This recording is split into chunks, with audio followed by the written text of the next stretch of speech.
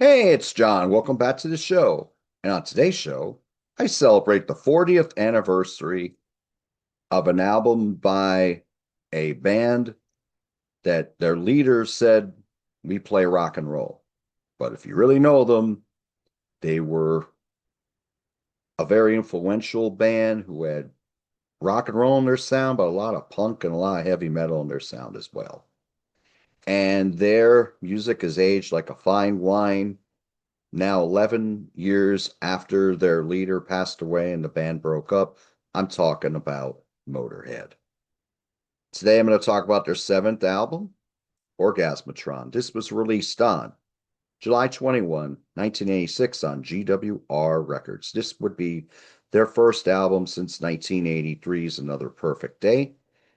This would be their first album released as a quartet, first as a two guitar tandem. And this album would hit number 21 on the album charts in the United Kingdom and number 157 on the Billboard Top 200 album charts here in the United States. So, why am I talking about Orgasmatron today? Well, this was one of my gateways into Motorhead's music. The first album that I heard by them was No Remorse. And a good friend of mine, friend I haven't seen in a long time, but he's one of the best friends I've had in my life, Frank Temerance, introduced me to this album. And me and his cousin Vince Yarmel and we would listen to this album all the time while we were hanging out up on the terrace in 1985, 1986 or so. And when Orgasmatron came out in 86, he bought the album and then he made me a copy of it. So in 86, I was ingesting this album really, really hard.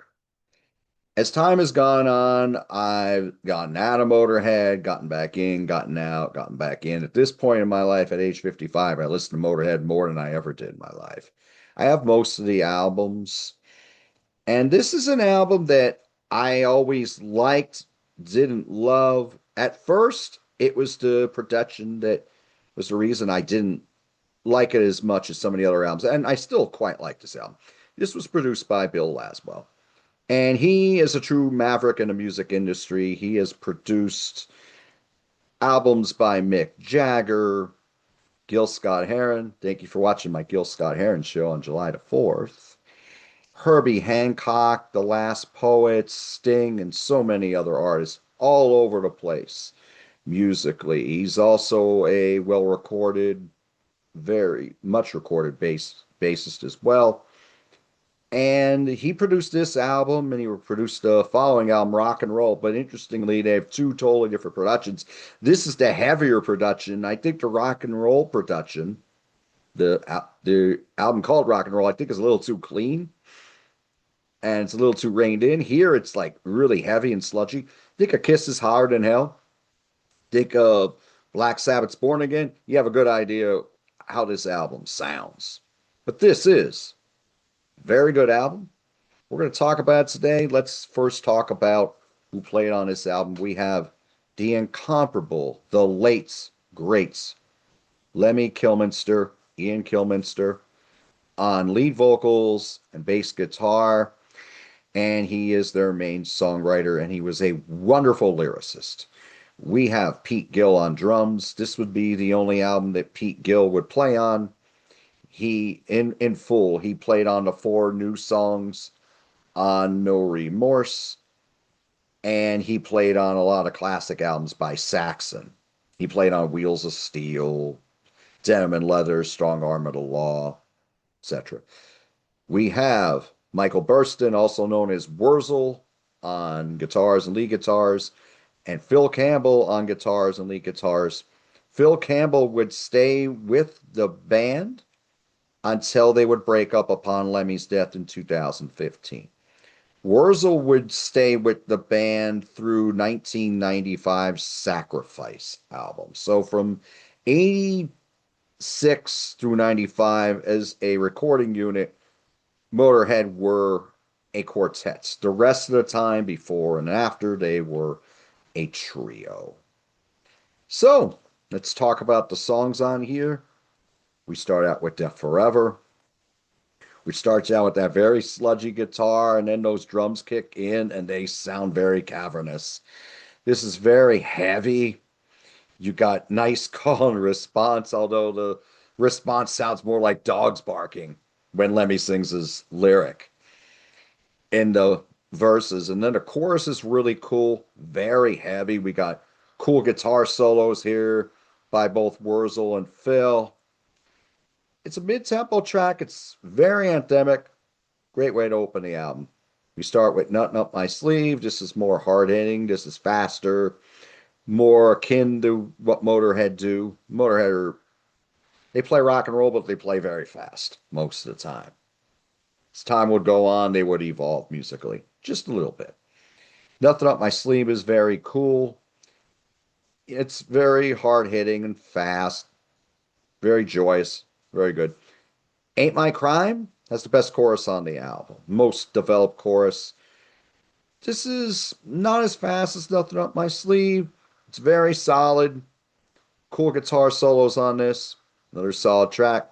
Next track is Claw. Claw is one of my favorite songs off this album. Probably my favorite. Claw's very cool. Pete Skills are really driving this train. The lyrics on here are very cool from Lemmy. The guitar riffs are very simple yet very effective. And yep, lyrically, wonderful. Everyone loves to do the horizontal dance, no doubt about it. We all know what the claw is for. Next track is Mean Machine. Mean Machine was the video. Used to play this on MTV on Headbangers Ball. It's just a live performance as far as the video goes. Mean Machine, very fast paced, closer to punk. Very cool, simple but catchy riff. It's very hard hitting, very cool, very short. Great way to end side one of your cassette or your vinyl. And we go into Built for Speed. Lemmy loved his speed. This is not a speedy song. This is more of a mid-tempo track. Cool chorus on here. I was born to rock and roll everything I need. I was born with the hammer down. I was built for speed. Very cool. Memorable lyric. Cool solos on here. With Phil and Wurzel, you're not getting solos that are going to make you recall the greatest guitar players of all time. They always play for the song. They play with the right amount of passion, right amount of fury, depending on what we're going to do, what the song is about. So, Built for Speed, very good song. Riding with the Drivers next. You look at the cover here, and we got it's like a train with the snaggletooth up front here. Riding with the Driver is what the album was originally going to be called, and that's why we got this cover. And they didn't have time to change the cover at the end when they decided to change the name of the album to Orgasmatron. Riding with the Driver, very fast paced, something like Nothing Up My Sleeve. Maybe a little better than Nothing Up My Sleeve as a song, in my opinion. But it's very cool, very quick, 2.5 minutes, comes in, kicks your ass, gets out. Dr. Rock is the next track. Dr. Rock would open their tours. It opened the No Sleep at All cassette that I bought in '88. And this is another solid track here. It's got another cool chorus, very catchy, good song. And then we get into the title song, which closes the album. This is where the sludgy production of Bill Laswell really works. It's just a drone of noise. It's very repetitive yet hypnotic. It's just that same groove over and over. Very heavy. This sounds like it was recorded in a cave. I mentioned cavernous drums before. Here, the production really works. Lemmy's vocals, which are already pretty raspy as they are, very distinctive vocalist was Lemmy. This is very heavy. And it's long, but it doesn't feel long because that sound really brings you in. It's a great closer to a very good Motorhead album. That is Orgasmatron. The Sanctuary versions of these albums where they added a second disc, these are the ones I highly recommend. You will get some B-sides. You will get some single versions of tracks on the album, and you nearly always get a live show from the tour or maybe right before that tour. In this case, on disc two, you get On the Road, which is the single. And now On the Road is built for speed, but with different lyrics. It's not as strong as the track Built for Speed. We get Steal Your Face, the single. This was originally on No Remorse. No Remorse was a compilation which had a lot of their best tracks at that point. It had some B-sides, and it had four new songs at that time. The best one of them was Killed by Death, but Steal Your Face and Locomotive and Snaggletooth were all good as well. We got an alternate version of The Claw on here. This isn't as heavy. Like this is, if they didn't bring in that heavy production, this is what Claw would have sounded like in its original presentation. Now, the remaining songs, the live cuts, are from the Kerrang War Weekender from October 13, 1984. And before we get into the live cuts, let me just show you a few of the pictures on here. Here's the band at this point. And then we got some more nice pictures. They do a great job with the liner notes and the pictures on these. Here's a ton of great pictures on here.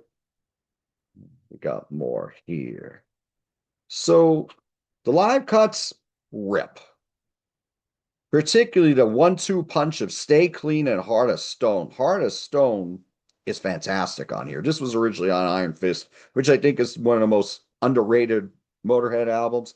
This 1-2 punch kills. The only track from Orgasmatron among these live songs here is Nothing Up My Sleeve, which is very good. But you got great tracks from No Remorse in the wonderful Killed by Death and Steal Your Face. We have great tracks from Ace of Spades and the title song, and We Are the Road Crew, a lot from Overkill and Metropolis, Overkill, Stay Clean, of course, that was from Overkill as well. A lot of great stuff. Chase is Better Than a Catch, which I mentioned before. That's awesome. We got Bomber on here. We got the title song, Motorhead. One of the last times that they would cover the song Motorhead live. I think by the 90s, they wouldn't be playing that song live at all. So if you get this two-disc version, you'll definitely love it, especially if you bought Orgasmatron back in the day. So this is Orgasmatron, released on July 21, 1986.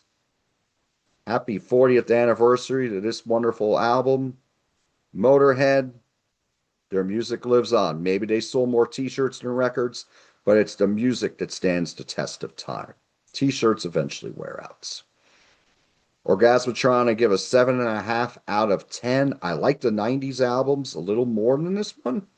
I love 1916. I love Bastards, Sacrifice, Overnight Sensation. Those albums are very strong. My favorite is Ace of Spades. Another Perfect Day, Overkill, and Iron Fist are right behind them. So, what do you think of Motorhead's music? And what do you think of this album from 1986, Orgasmatron? What do you think of the recording and the production provided by Bill Laswell here? What do you think of Motorhead as a quartet? Do you like them better as a quartet or as a trio? What do you think of the songs on here? What are your favorite songs off of Orgasmatron? What are your favorite albums by Motorhead? Have you ever seen them live? This is one of my greatest misses. I never saw Motorhead live, and I had chances. Please let me know in the comments what you think of Motorhead Orgasmatron. Thank you so much for joining me today. I know what my claw is for, and that's all the people need to know. I'll talk to you soon.